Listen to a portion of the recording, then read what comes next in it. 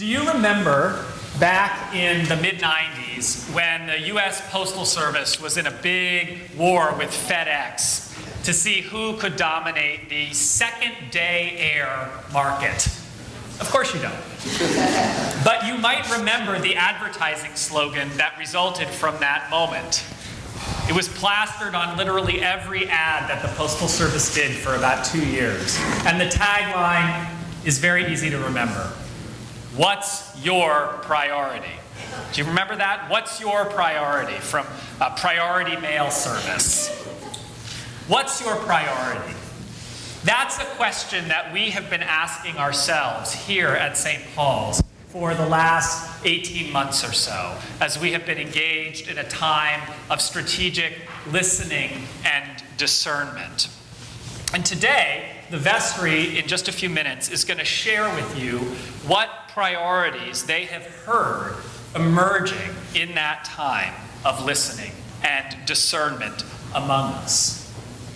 Their work has been to hear the myriad of your priorities, of which there are many, and to turn them into our priorities.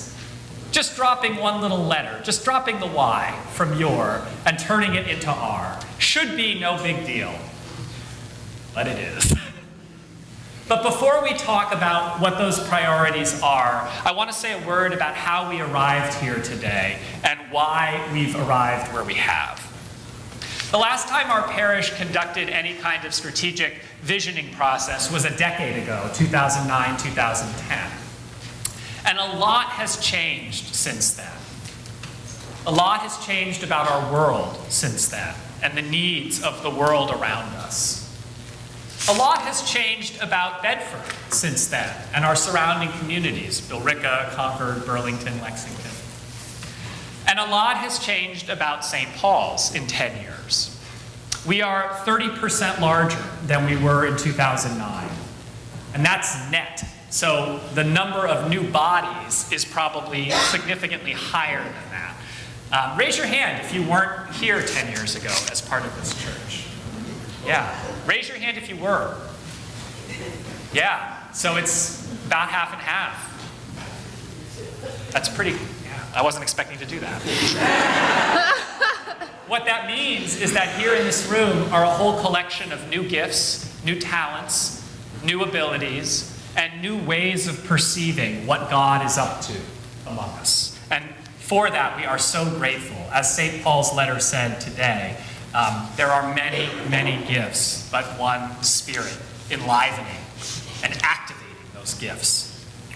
So it was time to think about what our priorities are. And when we began, we didn't know where we would end. We didn't know what the end result would look like. Were we heading towards a 15-point plan? Were we heading towards a whole list of things that we could do? That's kind of what you guys did last time, 10 years ago. You know, the things we can do today, the things we could do in the next year or two. If somebody died and left us $50 million, the things we could do. We weren't sure what God was asking us to come up with this time. But we knew that the process was going to involve using two ears. One ear to listen to our congregation, to you. And the other ear to listen for God speaking to us. For listening to how God is beckoning us to move into the next phase of our life as a church.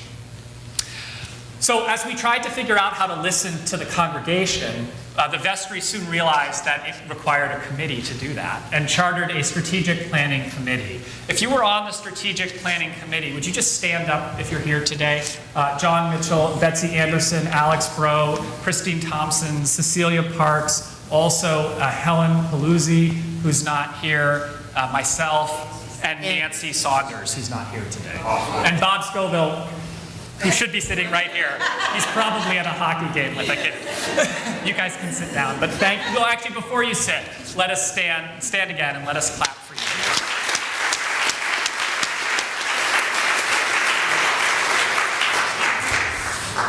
And we're clapping because they did incredible work. In the fall of 2017, they hosted and designed 5 parish focus groups for parishioners to come and in an open-ended way share their yearnings, their reflections, and their thoughts about where God was inviting us next. About 45 parishioners participated in that. That led to the development of a parish survey that was launched exactly a year ago today and then was open for about 5 weeks. During that time, 130 parishioners completed the survey, which is a really great response rate, so thank you for taking that time. Following that, the Strategic Planning Committee analyzed the data and began a series of meetings with the vestry to share what they heard. They also produced a report, which we issued back, I think, in April of this past spring. And then it was followed up with an after-church forum in the first weekend of June for anyone who wanted to come and ask questions or hear more about what the survey found. And then starting in May and continuing through October, the vestry spent an hour of each of their monthly meetings approaching that data with a prayerfulness and a thoughtfulness that I was very, very impressed by. And I have to say, you owe a debt of gratitude to your 2 wardens, Candy and Arthur, for really encouraging the vestry to take a prayerful and discerning approach to envisioning where God is inviting us next. Because where we ended up would not have been the same if we hadn't done that work. So I just want to acknowledge the lay leadership of your 2 wardens in helping to create a real discernment process and not just a reporting process. So thank you for that. What we learned a lot of things, and I can't share, there's not enough time to share them all with you now. But I want to name one thing that I learned from this process. And it actually came up when the vestry met with Bishop Gale 2 weeks ago for lunch. We were talking about how indeed we have grown as a church over the last decade, and how when you are a larger sized church than we were, the way in which you are bonded together is a little bit different. Earlier in the life of St. Paul's, the relational life was such that every parishioner knew every other parishioner, and in most cases quite well. I see some nodding heads from the people who raised their hands second and were here when there were far fewer people in the pews. There was there is an expectation when your church is smaller that everyone will know everyone, and that will form the basis of our unity. That relational love and care will never leave this church. It will look a little different as a church grows. And the depth of relationships that we have will not be all in one cell, but there will be lots of different, the relationships that we have will be at different depths with different people. And what Bishop Gale was encouraging us to do when she met with us was to embrace that and to allow that to be true. It must still be true that we have deep relationships with some other people in our church community, or else what are we doing here?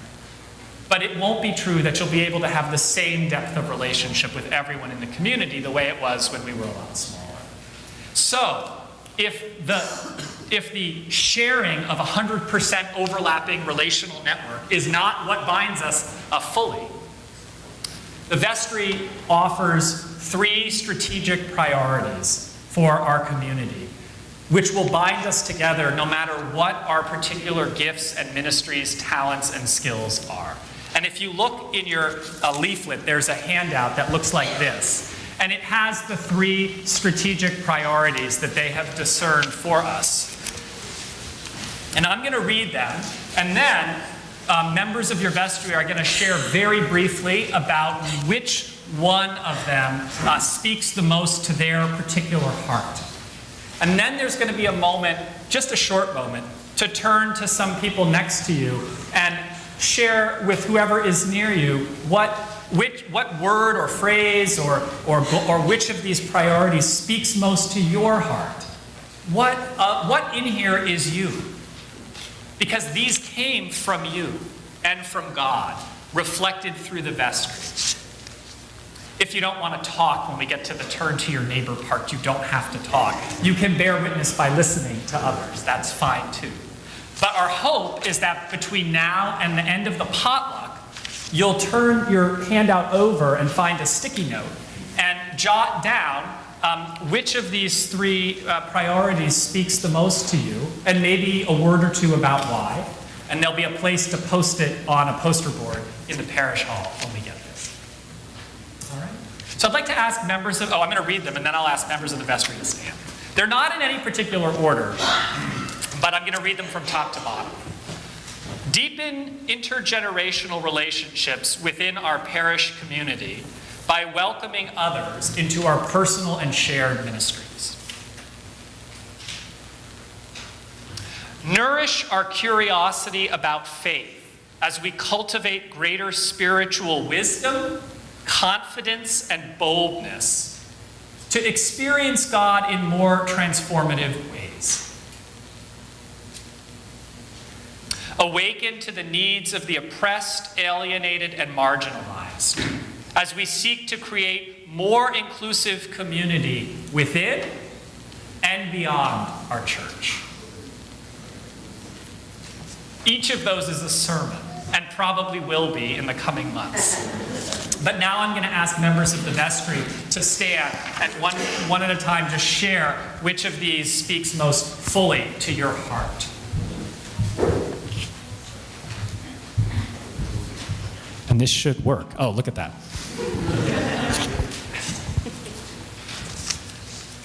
Candy Walker. Hold it right up there. Candy Walker. I'm not a star. Awaken to the needs as we seek to create a more inclusive community. This speaks to me because we are all God's children, and acceptance is vital, especially in today's world. I want to open the doors of my heart, as well as the doors of this church, in order to love my neighbor more and more. This priority reminds me of the Bible verse, Matthew 25:40. Truly I tell you, just as you did it to one of the least of these who are members of my family, you did it to me. I want to be better at this. Thank you. This will have to go down this way. Will you pass this down? My name is Judy Criscitiello, and the one that spoke the most to me was the same as Candy: awaken to the needs of the oppressed, alienated, and marginalized as we seek to create more inclusive community within and beyond our church. This was important to me for two reasons, one of which is the work that I've done with the Haiti mission team. I went to Haiti last February. We're going again in April. Aside from being an incredibly personally meaningful trip, I was also really impressed with how we carry out that mission. We do a work that is both collaborative and supportive with a Haitian organization, and I think that's a really distinct difference in carrying out a successful mission trip. I was raised in a different faith community, and the concept of outreach was new to me when I came to St. Paul's about 10 years ago. And I feel that our outreach opportunities are a really wonderful and special part of St. Paul's community. It gives us an opportunity not just to say what we believe, but to actually go out into other areas of life in the world and carry out what we believe. And I think that's a really special and wonderful part of our parish. I'm Andy Jeffrey, and I'm going to talk about deepen intergenerational relationships within our parish community by welcoming others into our personal and shared ministries. Intergenerational relationships happen across St. Paul's. As a parent of young children, St. Paul's is a place where, at catechesis, children can form relationships with kids of their own age. At Vacation Bible Camp, look up to our middle school and high school youth. And throughout the parish, feel the love of adults in our community. For me personally, I have found opportunities for intergenerational relationships through our men's group, during Saturday morning breakfast, and on our annual retreat. Time spent sharing stories with both newcomers and parish veterans has given me a deeper understanding of the challenges others are facing at different stages of life and respect for the sage advice and support that these relationships can provide. My name is Arthur. So I'm going to talk about nourishing curiosity. And for me, I think what strikes me most about this is the many ways that God talks to us, whether we are ready for it or whether we are not. And I think for some of us, it's going on a trip, going on a mission. For some of us, it's gardening. For some of us, it's reading or doing music. But I think maintaining curiosity, being open and willing to be transformed is always something that I think is magical. So that piece spoke to me most. Thanks, Arthur.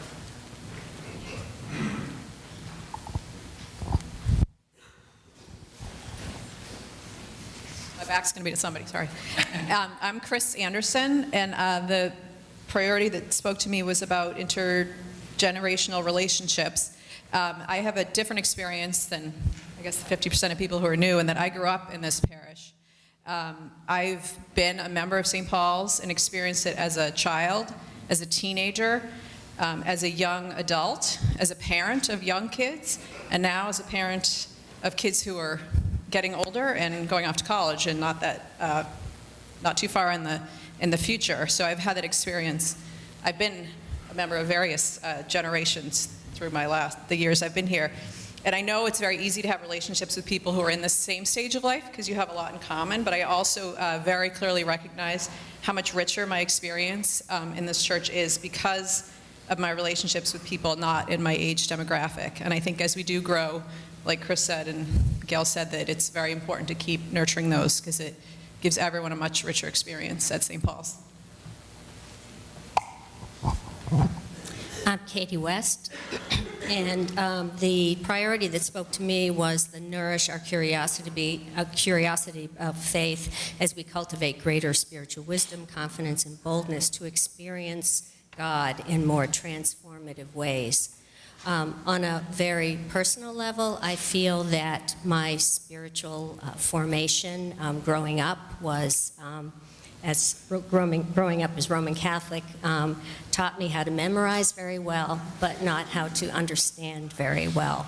And so what I seek for myself is really starting to understand God's message, what God sees in me as love, how I can reflect that love out to others. And I feel like through our ministries here at this church that we all express our love, but how do we understand God's love and how we can give that to others more and more as we grow. I'm Sanjeev Pillai, and the priority that appeals to me the most is nourish our curiosity about faith. And the key phrase that caught my attention there was experience God in more transformative ways. As a person from a different religious background and non-religious for a long time in my life, I've been trying to expand my faith beyond what I do in church into what I do at work, how I raise my children, and also in more non-traditional ways like environmental consciousness and preserving energy. I'm a member of the Green Team here, and we've worked really hard to raise that awareness. So this provides us with an opportunity or me with an opportunity to relate with God in really a transformative way beyond just praying and service at church. And that appeals to me the most. Good morning, everyone. I'm John Kohler. Hi, John. Sorry, this is going to be tough. I was all about the nourish, and then Sanjeev took it. I know. But then I visited my mom in Michigan 2 weeks ago, and I walked right up to one of those margins that you just don't anticipate. There was a woman in a shared room alone, in pain, that had no family in the United States. And it was just so gripping. And I wanted to walk away and help my mom and step out in the hallway, but I found myself getting just sucked right back into that room. And I sat with her and talked with her for 30 minutes. And it just was one of those moments when you realize that margins are everywhere. They're in this room. They're right out down the street. Didn't have to go to Michigan to find one. And I just realized what an opportunity this priority is for us. So thanks. Thanks, John. Thank you to all of our vestry members for sharing.